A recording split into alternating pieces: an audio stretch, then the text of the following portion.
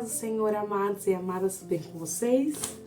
Espero que sim, todos felizes em Jesus, o autor e consumador de nossa fé.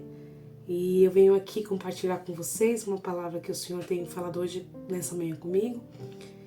E não sei que horário você vai escutar essa palavra, se é à tarde, à noite ou de manhã, mas que o Senhor esteja nesse dia inteiro com você, em nome de Jesus. E a palavra que o Senhor estava comentando comigo era sobre nós fixarmos os olhos nele. Que esse é o grande motivo da nossa oração todos os dias.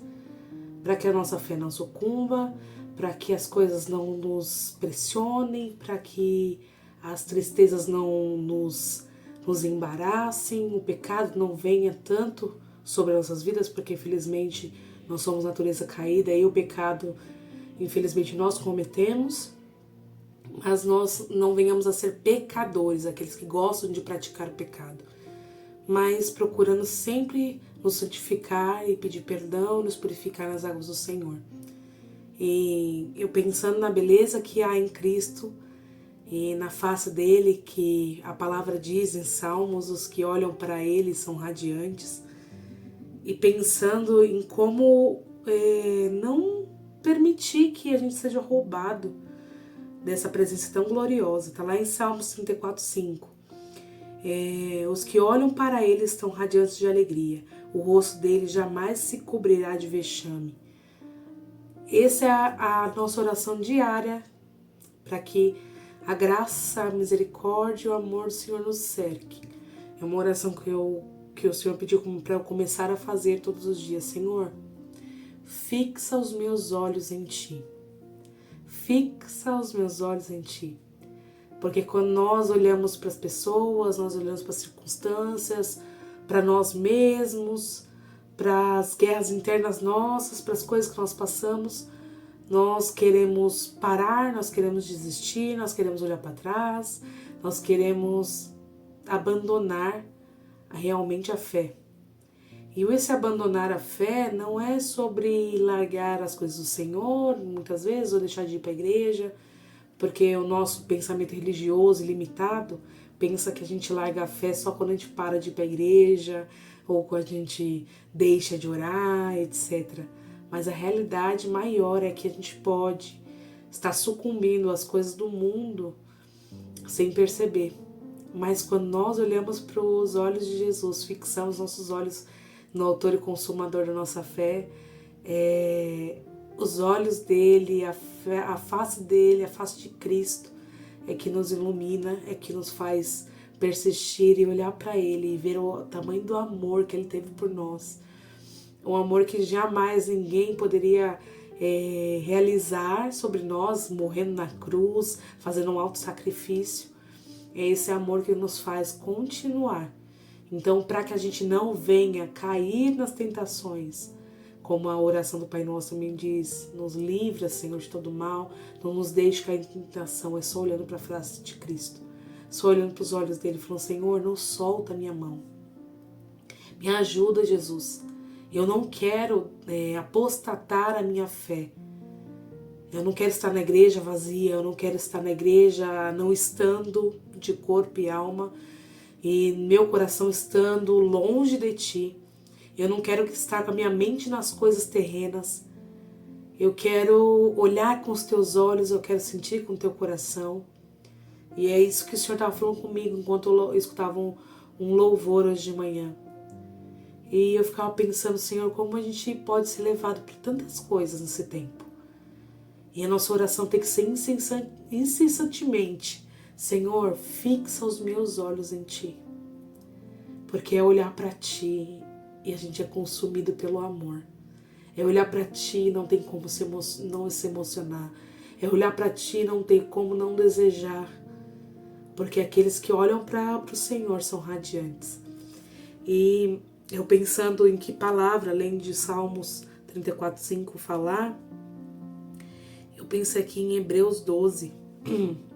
Portanto, também nós, uma vez que estamos rodeados por tão grande nuvem de testemunhas, livrando-nos do que nos envolve e correndo com a perseverança a corrida que nos é proposta.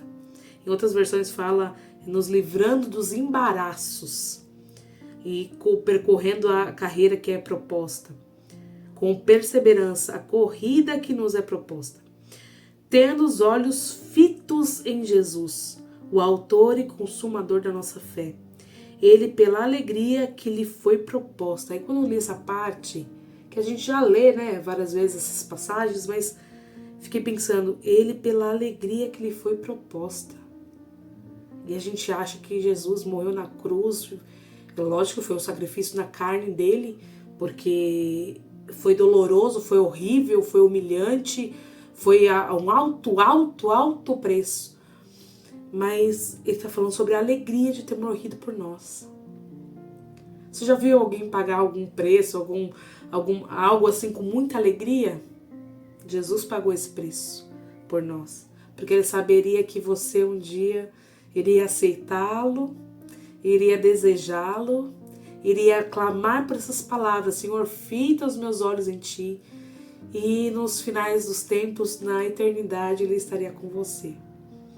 É por isso que ele fala: eu vou para o Pai preparar-vos um lugar. Então o Senhor está preparando porque ele tem desejo que você esteja lá com ele.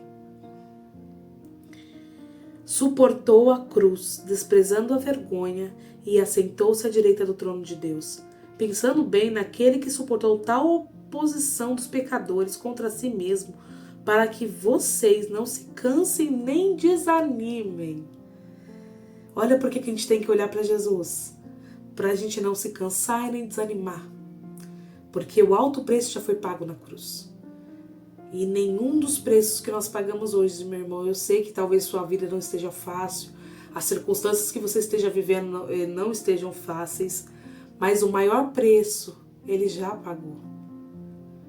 O maior preço, e eu costumo falar para mim mesma, e eu tenho uma guerra interna muito incessante, eu não sei vocês, mas eu tenho, que eu fico clamando por mim mesma, falando: Sara, tudo que você passar é tão minúsculo perto do que Jesus já passou.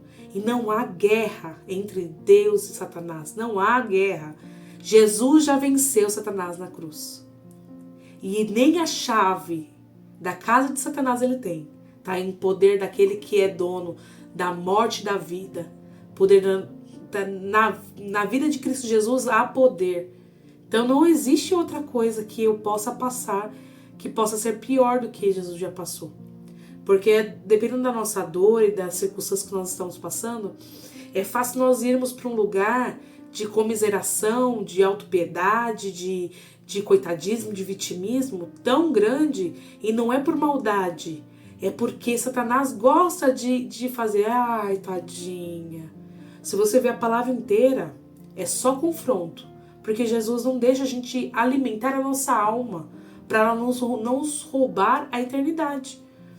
Então toda vez que a gente se encontra num lugar de comiseração, de pena, eu tento lutar muito contra a minha alma para falar: Sara, você é filha do rei. Você está nos lugares celestiais junto ao Pai. Você está também com Jesus em vários lugares. Você está no momento que o Espírito Santo te toma, você também está junto, ligado ao Pai. Como que você vai pensar que: ai, tadinha, que miserável que eu sou, que verme. E eu fico lutando contra mim para não ir para esse lugar. Mas às vezes as dores da nossa alma são tão grandes que elas nos levam para os lugares que a gente fala: misericórdia, Senhor, me ajuda. E só olhando para Ele, falando: Senhor, o Senhor pagou um alto preço. O Senhor pagou um alto preço. O que eu passar é pouco perto do que o Senhor passou. E o que eu fizer é pouco perto do que o Senhor merece. É só olhando para Ele que a gente consegue pensar dessa forma. E aqui está falando: na luta contra o pecado, vocês ainda não resistiram até o ponto de derramar seu próprio sangue. Que eu estou falando aqui, a gente não sofreu esse ápice de dor. Vocês se esqueceram da palavra de ânimo que ele lhes dirige como filhos. Entende que ele está falando como filhos. E quando nós entramos nesse lugar onde a nossa alma se sente confortável, de autocomiseração, a gente não se torna filho, a gente se torna escravo. Escravo do pecado, escravo da pena. Eu fico imaginando, às vezes, quando circunstâncias me tomavam, ou até nos tempos que eu estava passando por algumas aflições, Senhor, como a nossa alma é suja, ela nos leva a sentir coisas. E é claro que a alma foi algo precioso que o Senhor colocou dentro de nós para dar sentido às nossas emoções. Mas ela, governada pelo mundo, pelas circunstâncias e pelo olhar terreno e o olhar de enxergar tudo menos a face de Cristo, ela nos leva para um lugar de escravidão, de dor. Por que a gente precisa orar todos os dias? Senhor, coloca os meus olhos fitos em Ti. Porque a palavra diz que tudo coopera para o nosso bem. Então, se é tudo, até as coisas piores. E aí ele fala aqui, será que você não lembra da palavra de ânimo que ele dirigiu para vocês como filhos? Meu filho, não despreze a disciplina do Senhor, nem se magoe com a sua repreensão, pois o Senhor disciplina quem ama e castiga todo aquele que quer se aceitar como filho. Então, todas as circunstâncias que o Senhor nos permite passar, e eu coloco isso para mim em especial, que é a palavra que o Senhor trouxe para mim. Filha, coloque como algo para transformar o seu ser de glória em glória, de vitória em vitória até a minha volta. Não coloque como peso aquilo que eu estou colocando como disciplina. Não coloque como peso aquilo que eu estou tentando fazer para te trazer repreensão e transformação na sua alma. Não coloque como peso as circunstâncias que você está passando, porque eu permito todas as coisas. A propósito, todas as coisas debaixo dos céus. Mas se você olhar para mim, a sua face será radiante. Você já viu aquelas pessoas que estão passando por circunstâncias terríveis e o semblante delas é de uma paz? É porque elas estão olhando para Cristo, não é porque elas não estão sofrendo. É porque se a gente olhar para nós e para as circunstâncias ao nosso redor, aquilo vai trazer uma confusão em nós, aquilo vai trazer podridão dentro de nós, escuridão dentro de nós. Mas aqueles que olham para Cristo, aqueles que fitam os olhos no autor e consumador da nossa fé, é aqueles que se enchem da paz, é aqueles que se enchem de coisas boas, porque eles estão olhando para aquilo que é melhor, para aquilo que é eterno, e não olhando para aquilo que é passageiro, porque as leves e momentâneas tribulações vão produzir em nós um peso de glória. E não são comparadas à glória que há de ser revelada na face de Cristo. Então eu queria orar junto com você, mas antes disso deixar mais um versículo em Hebreus 12 mesmo, 7. Suportem as dificuldades, recebendo como disciplina. Deus os trata como filhos. Ora, qual filho que não é disciplinado pelo seu pai? Se vocês não são disciplinados, e a disciplina é para todos os filhos, então vocês não são filhos legítimos, mas sim ilegítimos. Além disso, tínhamos pais humanos que nos disciplinavam e nos respeitavam, e nós os respeitávamos. Quanto mais devemos submeter ao Pai dos Espíritos, para que assim vivamos. Nossos pais nos disciplinavam por curto período, segundo lhes parecia melhor, mas Deus nos disciplina para o nosso bem, para que nós participemos da sua santidade. Então, tudo que você está passando hoje, meu amado, minha amada, e tudo que eu estou passando, como o Senhor trouxe essa palavra primeiro para mim, é somente para trazer um peso de glória muito excelente sobre nós. Só que só vai ter esse peso de glória, só vai refletir a glória, só vai radiar nosso coração de alegria, só vai trazer uma paz que excede todo entendimento, guardando nossos corações se a gente olhar fixo para o autor e consumador da nossa fé. Se a gente olhar para o tempo, para as circunstâncias, para nós mesmos, nós vamos sentir pena, vamos nos afundar e vamos nos encher daquilo que não é precioso para o Senhor. E ele vai ficando distante. E quando vemos, vamos ter que passar por circunstâncias piores para aprender com mais dor aquilo que a gente poderia ter aprendido com o Senhor. Então não perca tempo, faça essa oração comigo, amém?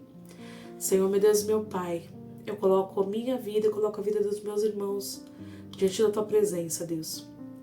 Te peço, Senhor, que assim como o Senhor revelou, Pai querido, que aqueles que olham para Ti são radiantes, Pai. Porque não existe nada melhor do que olhar para os Teus olhos e entender que o Senhor pagou um alto preço de sangue, Pai, que nada que nós fazemos é tão pesado como o Senhor já passou. Mas tudo que nós passamos, o Senhor também já passou na sua pele, na sua carne, Senhor. E sabe como nossos sentimentos são, sabe como nós ficamos, onde nós queremos basicamente fugir das dores. Mas o Senhor nos convida a caminhar contigo, uma caminhada, Senhor, de olhar para os teus olhos. Então, Senhor, muda o nosso jeito de pensar, muda o nosso jeito de agir, muda o nosso coração, porque aqueles que olham para Ti são radiantes.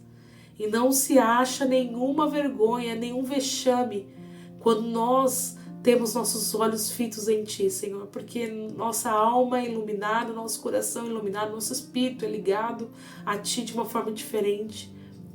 E aquilo que era peso se transforma em glória, Pai. Assim como tudo, Pai querido, que o Senhor passou, Senhor. Era tão pesado, tão sacrificante, tão doloroso, mas se transformou em glória muito excelente. Assim o Senhor quer que nós venhamos a permitir sermos lapidados e transformados, olhando sempre para Ti, Pai. Porque essa leve e momentânea tribulação produzirá um peso de glória sobre nós, se nós olharmos para Ti. E aceitarmos que um papai de amor, Ele sempre vai nos corrigir para o melhor. Então, Senhor, nos tira, Pai querido, a visão terrena. Nos tira, Pai querido, os olhos das nossas aflições, do nosso umbigo, das nossas autocomiserações, Senhor. E coloca os nossos olhos fitos em Ti, para que nossa alma seja iluminada, Pai, por Ti. Para que a Sua paz, o Seu amor, a Sua compreensão, Senhor, das coisas espirituais venha sobre nós. Eu te rogo, Pai querido, por essa noite, que meus amados estão escutando essa palavra, essa manhã, essa tarde, que o Senhor traga um entendimento maior ainda sobre eles. E que eles sejam iluminados ao olhar para Ti, Jesus.